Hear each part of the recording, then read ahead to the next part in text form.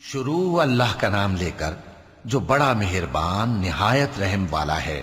اے نبی، ہم نے تم کو فتح دی، فتح بھی کھلی اور واضح، تاکہ اللہ تمہاری اگلی اور پچھلی کوتاہیاں بخش دے اور تم پر اپنی نعمت پوری کر دے اور تم کو سیدھے رستے چلاتا رہے، اور تاکہ اللہ تمہاری بھرپور مدد کرے۔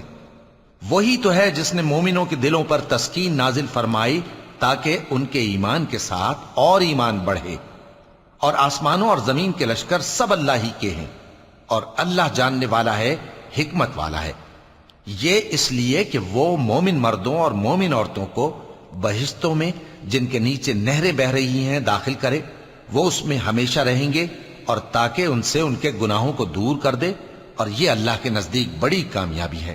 اور اس لیے کہ منافق مردوں اور منافق عورتوں اور مشرک مردوں اور مشرک عورتوں کو جو اللہ کے بارے میں برے برے خیال رکھتے ہیں عذاب دے، انہی پر برے حادثے واقع ہوں، اور اللہ ان پر غصے ہوا اور ان پر لعنت کی اور ان کے لیے دوزخ تیار کی، اور وہ بری جگہ ہے۔ اور آسمانوں اور زمین کے لشکر اللہ ہی کے ہیں، اور اللہ غالب ہے، حکمت والا ہے۔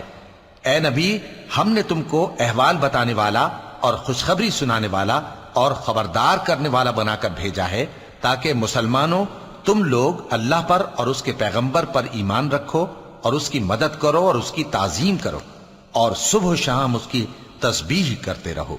اے نبی، جو لوگ تم سے بیعت کرتے ہیں وہ در حقیقت اللہ سے بیعت کرتے ہیں، اللہ کا ہاتھ ان کے ہاتھوں پر ہے۔ پھر جو شخص عہد کو توڑے تو عہد توڑنے کا نقصان اسی کو ہے، اور جو اس بات کو جس کا اس نے اللہ سے عہد کیا ہے پورا کرے تو وہ اسے عنقریب اجر عظیم دے گا۔ اے نبی، جو گنوار پیچھے رہ گئے وہ تم سے کہیں گے کہ ہم کو ہمارے مال اور اہل و عیال نے روک رکھا تھا، سو آپ ہمارے لیے اللہ سے بخشش مانگیں۔ یہ لوگ اپنی زبان سے وہ بات کہتے ہیں جو ان کے دل میں نہیں ہے۔ کہہ دو کہ اگر اللہ تم لوگوں کو نقصان پہنچانا چاہے یا تمہیں فائدہ پہنچانے کا ارادہ فرمائے تو کون ہے جو اس کے سامنے تمہارے لیے کسی بات کا کچھ اختیار رکھے؟ کوئی نہیں، بلکہ جو کچھ تم کرتے ہو اللہ اس سے واقف ہے۔ بات یہ ہے کہ تم لوگ یہ سمجھ بیٹھے تھے کہ پیغمبر اور مومن اپنے اہل و عیال میں کبھی لوٹ کر آنے ہی کے نہیں، اور یہی بات تمہارے دلوں کو اچھی معلوم ہوئی، اور اسی وجہ سے تم نے برے برے خیال کیے، اور آخر کار تم ہلاکت میں پڑ گئے۔ اور جو شخص اللہ پر اور اس کے پیغمبر پر ایمان نہ لائے تو ہم نے ایسے کافروں کے لیے آگ تیار کر رکھی ہے، اور آسمانوں اور زمین کی حکومت اللہ ہی کی ہے، وہ جسے چاہے بخشے اور جسے چاہے سزا دے، اور اللہ بخشنے والا ہے، مہربان ہے۔ جب تم لوگ مال غنیمت لینے چلو گے تو جو لوگ پیچھے رہ گئے تھے وہ کہیں گے ہمیں بھی اجازت دیجئے کہ آپ کے ساتھ چلیں۔ یہ چاہتے ہیں کہ اللہ کے قول کو بدل دیں۔ کہہ دو کہ تم ہرگز ہمارے ساتھ نہیں چل سکتے، اسی طرح اللہ نے پہلے سے فرما دیا ہے۔ پھر کہیں گے نہیں، تم تو ہم سے حسد کرتے ہو۔ بات یہ ہے کہ یہ لوگ سمجھتے ہی نہیں مگر بہت کم۔ اے نبی، جو گنوار پیچھے رہ گئے تھے ان سے کہہ دو کہ تم جلد ایک سخت جنگجو قوم کے ساتھ جنگ کے لیے بلائے جاؤ گے، ان سے تم یا تو جنگ کرتے رہو گے یا وہ ہار مان لیں گے۔ اگر تم حکم مانو گے تو اللہ تم کو اچھا بدلہ دے گا، اور اگر منہ پھیر لو گے جیسے پہلی دفعہ پھیرا تھا تو وہ تم کو بڑی تکلیف کی سزا دے گا۔ نہ تو اندھے پر سختی ہے سفر جنگ سے پیچھے رہ جانے میں، اور نہ لنگڑے پر اور نہ بیمار پر سختی ہے۔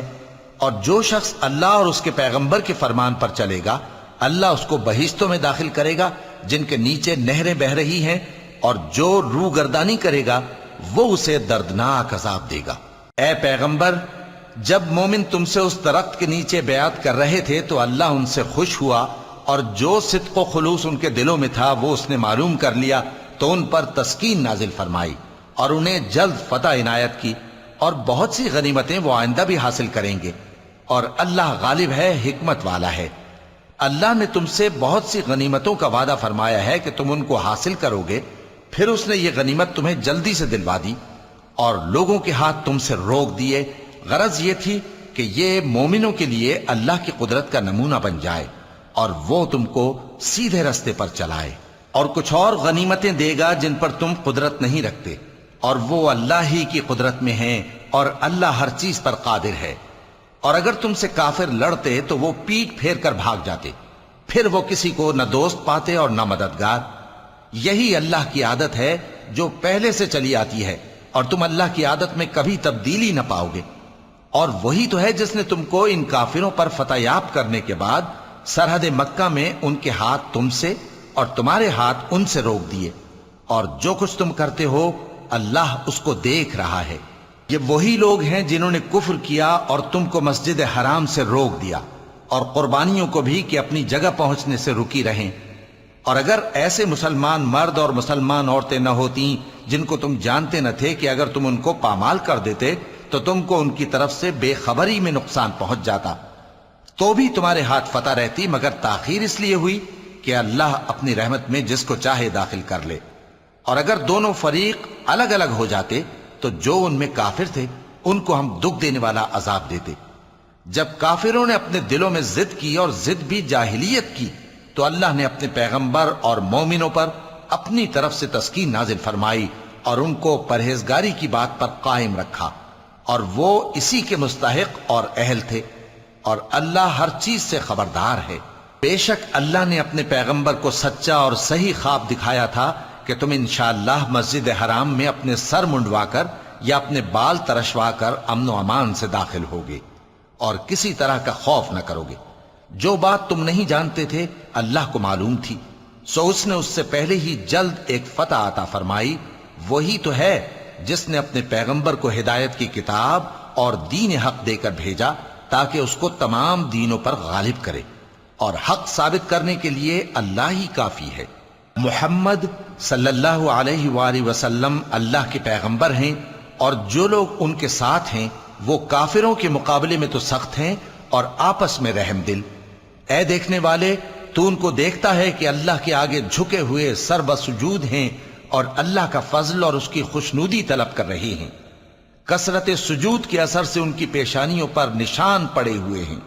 ان کے یہی اوصاف تورات میں ہیں اور یہی اوصاف انجیل میں ہیں۔ وہ گویا ایک کھیتی ہے جس نے پہلے زمین سے اپنی سوئی نکالی، پھر اس کو مضبوط کیا، پھر موٹی ہوئی، اور پھر اپنے تنے پر سیدھی کھڑی ہو گئی، اور لگی کھیتی والوں کو خوش کرنے تاکہ کافروں کا جی جلائے۔ جو لوگ ان میں سے ایمان لائے اور نیک عمل کرتے رہے ان سے اللہ نے گناہوں کی بخشش اور اجر عظیم کا وعدہ کیا ہے۔